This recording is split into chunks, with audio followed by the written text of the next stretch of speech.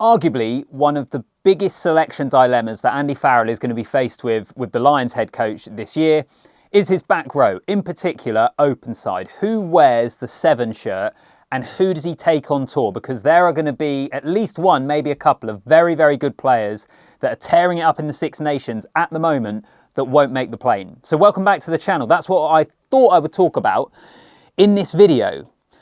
So who would you take as your 7 options on the plane to Australia if you were selecting right here, right now? And who do you think will end up starting? Because somewhere you're going to have to leave out an absolute gun of a player that is pretty hard to explain why, other than the fact if you can't fit everyone on the plane. So let me know in the comment section, like the video, subscribe to the channel, and as I've said already, welcome back. My name is Alfie. So I think at the moment, if we look at the 7 jersey, and there's probably loads of people we could mention, I think you've got Tom Curry, Rory Darge, Jac Morgan, and Josh van der Flier. I think they're the 4 leading candidates, and then you can also throw in a Ben Earl, who often plays 8 for England, but can play 7, plays a lot of 7 for Saracens, and even a Jack Willis. And I know there I've named 3 English players amongst all of that. You could throw in a Tommy Raphael as well, for example, with Wales, who often kind of has to get shifted around or be a replacement, but he's an excellent player. There's a whole host of options here.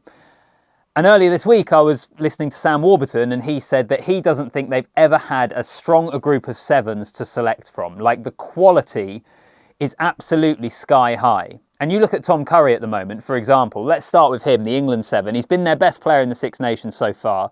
He is playing at a level, I think, pretty close to his best, which, given the fact of the injuries he's had, the time he's taken out, like, he's still quite a young guy, but he is absolutely battered, isn't he, in terms of what he has gone through, what his body has gone through, the rehab he's had to go through to get back to where he is right now, the level he's playing, how consistent he is, and not just that, but the big game moments that he comes up with as well. Like that one-handed steal we saw in the France game. Was it on Dupont, I think, possibly?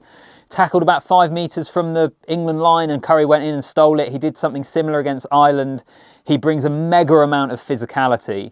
Like, I'll go through all the options. I think there's a good argument that out of all those 7s I've mentioned, he's the most physical. Rory Darge might have something to say about that. I think Jac Morgan and Josh van der Flier may have other strengths, but I think he's incredibly physical, plus he's great on the floor in terms of stealing the ball. He's actually deceptively quick as well. Like Tom Curry right now in top form. I hope he stays that way. He's had his issues of injury. Elsewhere, let's talk about Rory Darge, because I feel like steadily, quietly, maybe not quietly for people within Scotland or Scotland fans, but he has grown into a formidable back rower. He's grown in terms of his leadership as well, that we've seen him be given the responsibility for. Absolute menace physically, good on the floor as well. Like one of the most consistent performers, I think, in this Scotland team. So key for Gregor Townsend and what they want to do. And you look at, I think, a lot of the challenges that Scotland have faced, where they've been really questioned. Like, for example, when they played the Springboks in November and the question was, could they front up physically? I know it wasn't just down to Darge. Obviously, it was a forward pack that stood up. But the way in which he went about his business on that day, I think he can go toe-to-toe with the very best. I've been seriously impressed with Rory Darge. And I know it's often been a frustration for Scotland fans that they don't get many players on the Lions. I think it would be doubly frustrating for them if Rory Darge doesn't get on the plane because of how well he's playing at the moment. What about Jac Morgan? Is he at a disadvantage because he's playing in a Welsh team that cannot buy a win at the moment? They've changed head coach. Matt Sherratt comes in. We'll see if that changes anything. I don't think it will particularly against Ireland, but I don't know. We'll see how they go against England, for example, at home on the final weekend. Jac Morgan has been so good for Wales for so long. And I think there's really something to be said about a player who performs to such a high level in a really poor team.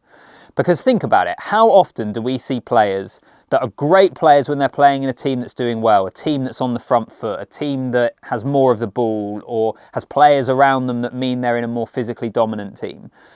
And how often do we then see those players in a team that is struggling and their form drops off a cliff?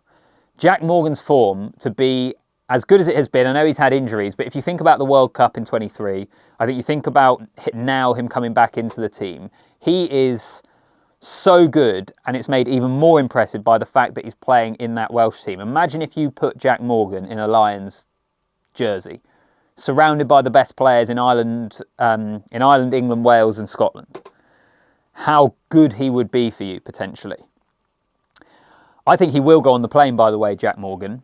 It depends whether he gets the starting jersey, doesn't it? And then we've got Josh van der Flier. Let's get onto the Irish option. Wasn't that long ago that he was World Player of the Year.